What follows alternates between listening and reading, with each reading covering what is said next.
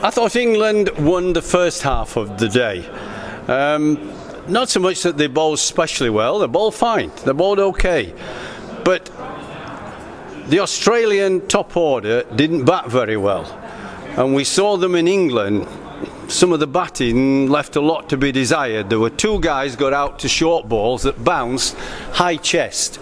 Now you're going to get balls that bounce high in Australia, particularly Brisbane and Perth, because the ball doesn't laterally move as much as it does in England, but it bounces more, harder pitches.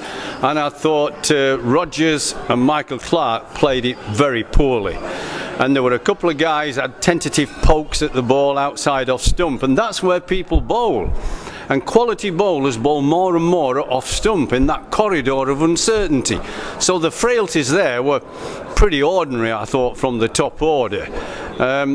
Then I thought Brad Haddin played fabulously. When the ball got softer and there's no movement at all, there's no bounce, our seamers didn't do anything wrong. They bowled steady but difficult to contain batsmen. Swan was disappointed. One stage he was bowling all right, but he couldn't resist being an attacking bowler and keep tossing one up every over.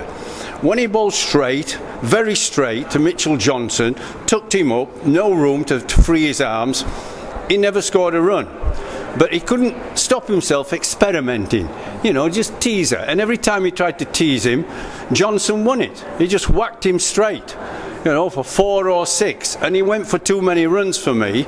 You have to be able to say, hang on, this is the moment I can be an attacking bowler. This is the moment I have to keep the runs down, keep it tight for our seamers. And he didn't do that. It's not enough to say, listen, I'm an attacking bowler. It's not enough to say that. It's like a batsman who says, listen, I'm an attacking batsman. I always try and hit it over the top, but he keeps holding out. What you just say? You'd say you're an idiot. You have to play to the situation and adapt your game. He didn't do that. He was the disappointment in the bowling, and I'm a fan of Swanee. It was his way he bowled. It wasn't that he got turned. You're not going to get spin on this sort of surface.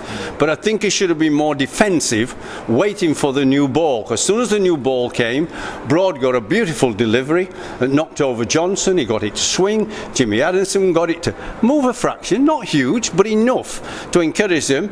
He got a wicket, got Siddle out. And suddenly we're back taking wickets, and you have to know, particularly in games on flatter pitches in Australia and some other countries, when it's really flat and good, there are moments to attack, there are moments to defend. You have to play chess more.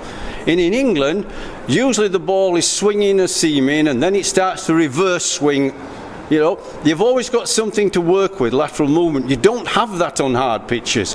You have moments when it's flat, nothing happening, no pace, no bounce, no movement. The batsmen are in, and you have to stop the run scoring. You have to make them dry up.